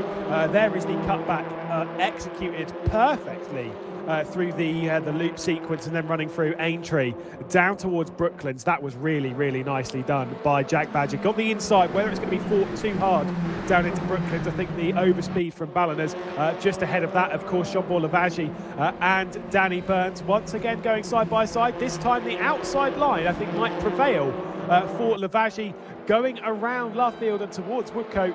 And Lavaggie definitely going to come out on top in that one. Finally gets past on Danny Burns, but for how long? A fantastic battle at the front, a fantastic battle back here. This is why I absolutely adore a lower formula in motorsport, whether it's in open wheelers in the likes of Formula 4 like what we have here, Formula 3, etc., or whether it's the likes of Moto 3, because we know how mad that gets.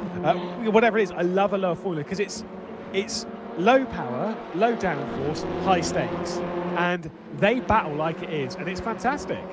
Oh, it absolutely is, and you get these sort of packs that battle together as well. It's not just, you know, 1 or 2 cars. You know, you're able to follow, you're able to stay there, able to get the slipstream, as Ballon is now trying to get that position back from Badger, but that has just meant they've lost a little bit of time there to Burns and Lavaggie. Ahead is all. That was Badger going a bit wide in the background, and I think he's going to be losing out to that position there with Ballon getting through there, which he did as we come through this final sequence of corners once again halfway through the race now. So time is going for these drivers to get their positions, and as we come a little bit further up the field, it's looking like this battle is going to continue, as I think that's Mensa who is getting involved in this battle now. Certainly is. 4 becomes 5 as we're sandwiched between 2 pink cars. It does not mean that it's a pink car sandwich. It's pink car bread with a decent sandwich in the middle of it. We'll refocus our attention before I get all angry about sandwiches. You know how I get angry about that, the using of the word sandwich in broadcast. Back up to the race leads though. Dylan Moran leading by 1.7 seconds, and to be perfectly honest, not really looking backwards, and the right thing to do, just focus on yourself. Liam McNeely not able to really do anything about Kai Bikini at the moment, but they are starting to pull away just a little bit from Teo Mercuris in the background, with Zach Sweeney in tow. A fair gap has formed, as we were saying, between that sort of top 5 and then the groupings behind. Will Young basically completely by himself. Got 2.3 seconds to Zach Sweeney, does Will Young. Oliver Bunn sort of again a little bit of a world of their own forwards, but backwards does have Joe McLean directly behind. That is the sort of sky blue and pale pink car that you might see a couple of times in the background or the foreground, depending on which battle we've been focusing on. Yeah, it's good to see some battles continue, even low down. I think it's Zach Sweeney there, get a bit of a run in the background of this one. Is he going to be able to get down the inside of Stowe Corner? And he's just going to be a little bit too late. Can't quite do it, but he's actually going to have a bit of a good run here on the exit. Is he going to be able to get the slipstream back as you come into the chicane for another time? Going to the outside. This is going to be getting him a bit of a better run out onto the start-finish straight. It's just a bit difficult to overtake in turn one, though. But Sweeney is really starting to put the pressure on Mercurius now. And I think he, at some point, he's going to be able to try and make this overtake work. He just needs to find the right place. Yeah, same with look at how close Liam McNeely and Kai Bikini were, as they're, like I said, they're really trying to work together here, almost to either close that gap down or to build the gap to Teo Mercurius. That dive that Zach Sweeney did might have just been what those two were asking for. Of course, he was kind of seeing those top two clearing away a little bit and felt that needed to really go for it. But Stowe is one of those ones where it's a little bit awkward, because typically we see with a race, as we'll focus back on the battle for second place, typically with a corner you want the inside line. Surely that's the best one. A lot of corners around here you really want the outside line, as Kai Bikini, defensive, beautifully, nicely, just hooked it up with where was going defensive in the background. Zach Sweeney once again in the background with Teo Mercurius, still side by side trying to make it stick around the outside of Luffield. Got the inside coming through Woodcote, but not able to do it. Between this battle between Kai Bikini and Liam Neely, you really do sometimes, you need to know which corners it's best to go around the outside on, and that is not easy. That is what we mean by seat time, is you only really know by doing.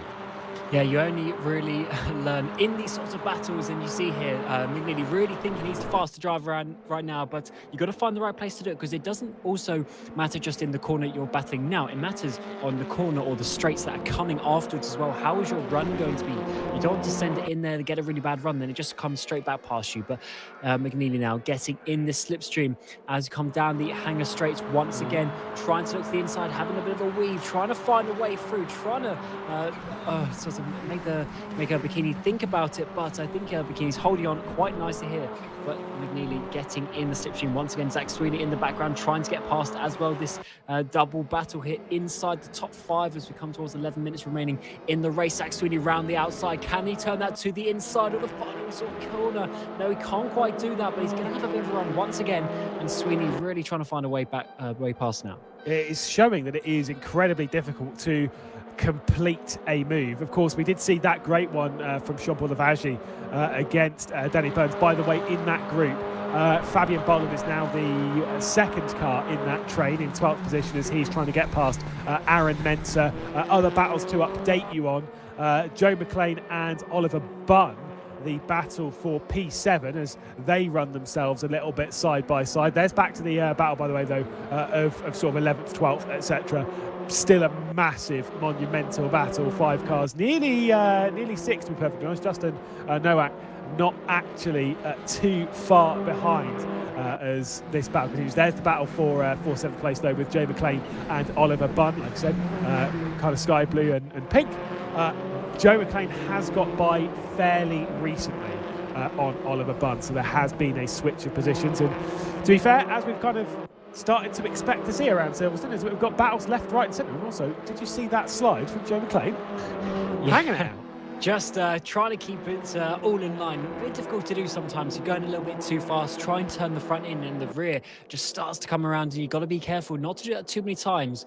Obviously, the tyre wear is a factor that drivers need to think about when they come into these sort of battles as well. Don't want to put yourself in a worse position when you get towards the end of the race. But McNeely now, can he once again try and find a way past, or can Bikini hold on for another lap? Also in the background, once again, Zach Sweeney having a bit of a battle as well. So the guys getting very close indeed between each other.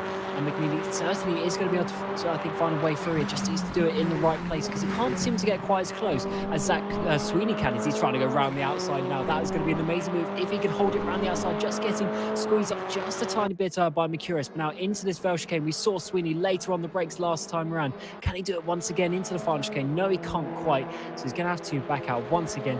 from that move, but certainly getting closer, trying some different angles, and hopefully he'll find a way past. And you know who this is dragging into the mix?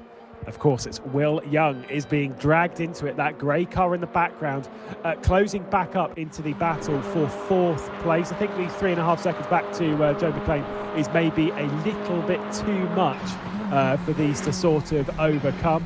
Laps left at the moment, the estimate's I think 4 and a bit laps left to go. Oh, Zach Sweeney, that was not a good move.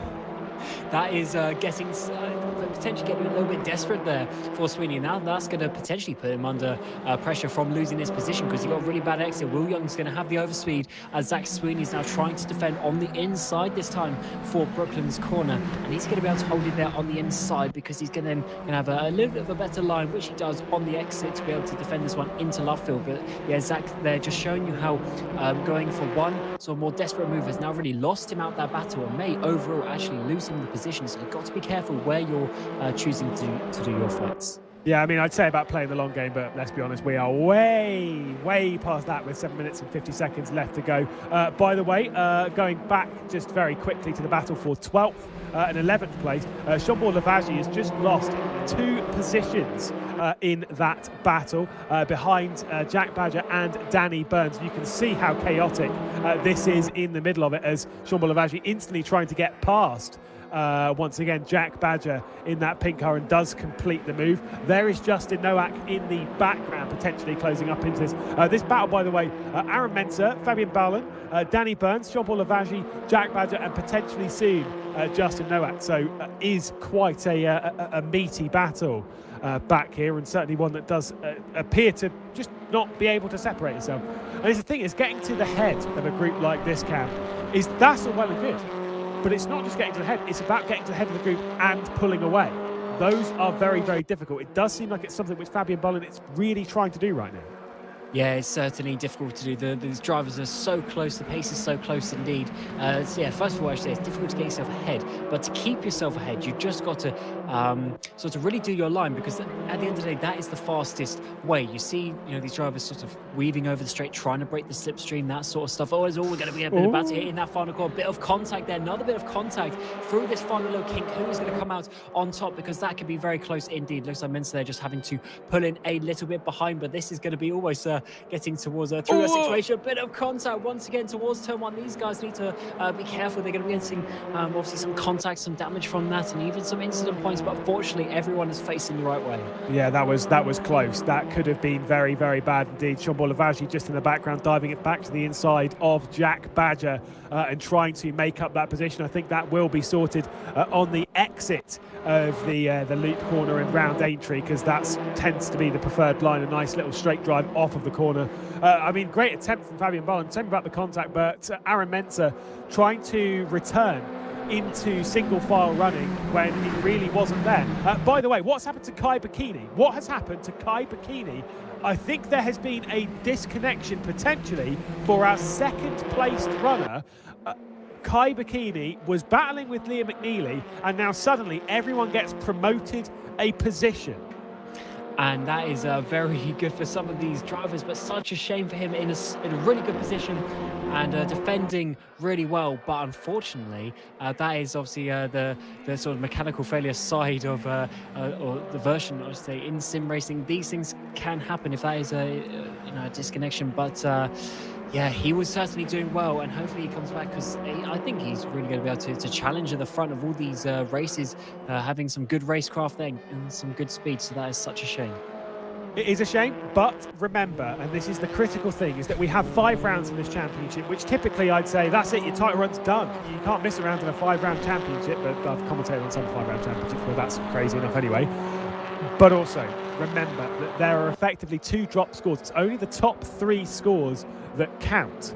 And it's only about trying to get inside the top 16 before we go to our grand final at Bolton. So, realistically speaking, I'd take it. I'd be like, well, that's very annoying, because that was a good result up for grabs. But you've shown great pace, great potential.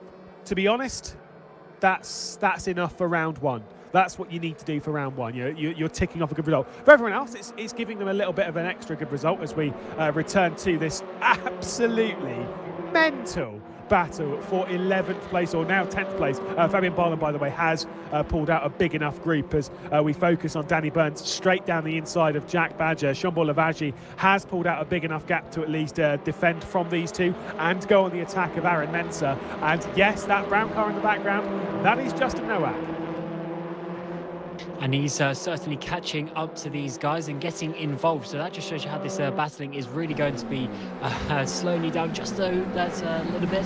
But Danny Burns here getting a bit closer to Jack Badger, trying to get these moves as we're getting close to 3 minutes left. So there may be sort of one lap after this, depending on where Warren is on the track, as we get a bit of a switcheroo there up the inside of this very important kink as we come up towards Cox Corner through Woodcote, getting side by side for Danny Burns. Can he make that position stick as we get up towards Cops? It's going to be a bit of a side-by-side battle here. Who is going to back up? Who's going to stay on top as they go actually side-by-side through the apex there, but he's going to lose the rear end. Danny Burns goes for a spin and unfortunately can't quite keep it on the inside, just taking that a little bit too much for his line. Yeah, that wasn't side-by-side contact. That was Danny Burns taking, at least from my angle, that was Danny Burns taking a little bit too much of liberties over the curbs on the inside of the racetrack, and it just pitched the rear end around in the car. Based on where Dylan Warren is, by the way, we are not heading on to the final lap of proceedings.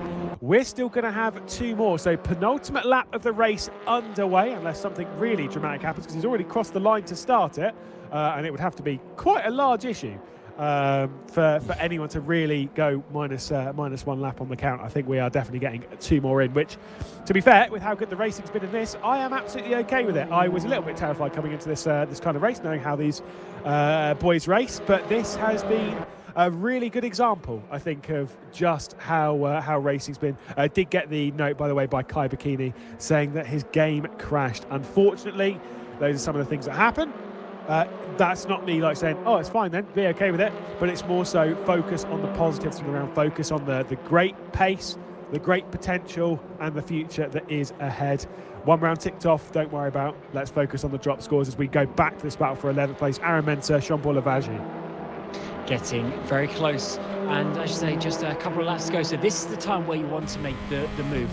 If you have any sort of opportunity, you want to be getting past your rival in front of you as we speak, because you're not going to be getting too many more opportunities against Slipstream there. Can't quite do it with a bit of wobble there actually on the inside for Mensah. That's going to give all of Lavaggi a bit of contact actually between the two, as we're getting a Badger there now coming up the inside, the three sort of pinky purple cars all battling now as we come up through Woodcote, and they're getting the Slipstream between themselves. And once again, they're doing very good to actually stay in line, because all this contact or these little bumps can obviously cause crashes, but they're seemingly doing a good job so far as they've just stayed in order for now, as Lavaggi needs to work himself up for the Slipstream down the back straight.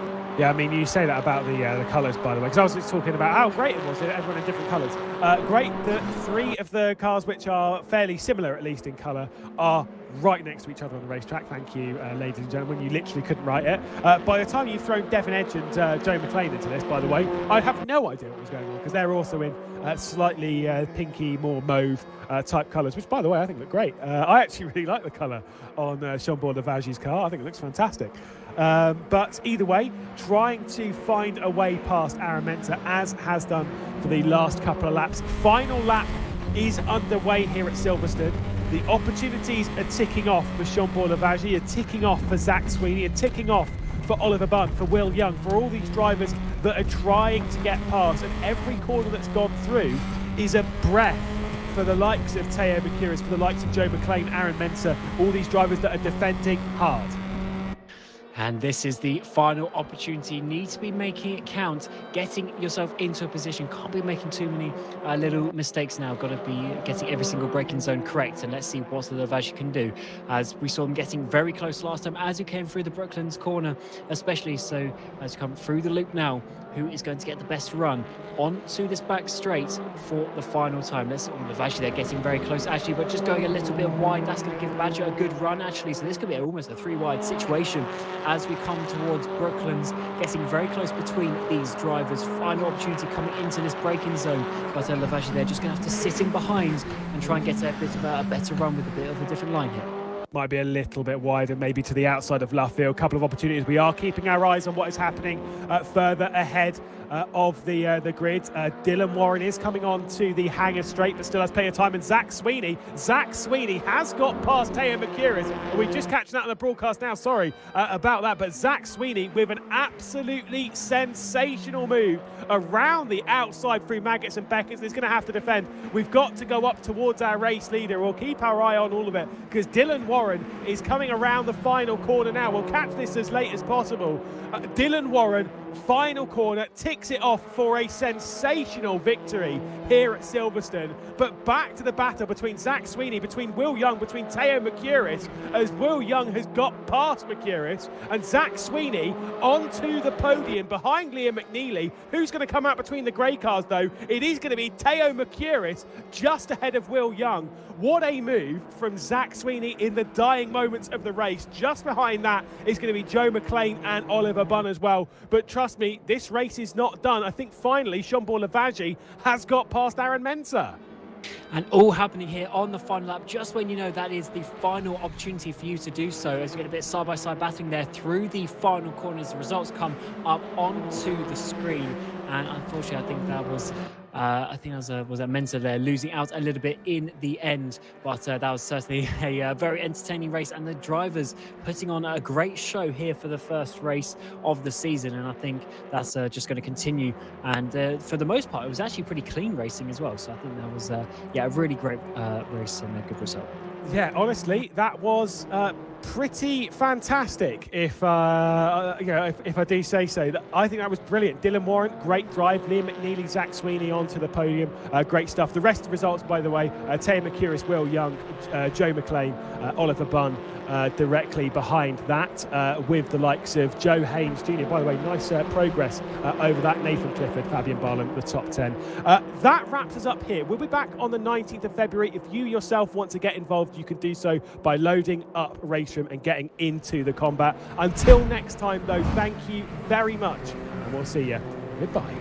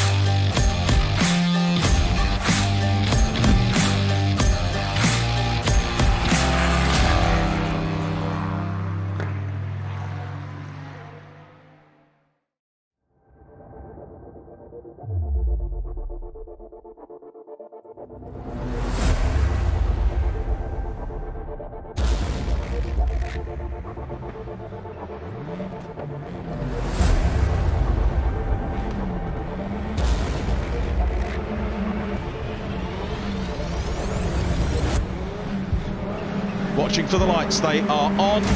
Good start from pole position. That's the battle for the championship lead. Just 7 points separating those two. Is he going to be able to get the run here? Contact there. This is going to be another massive story, and another driver potentially on with a podium finish. He's got it! He's got it!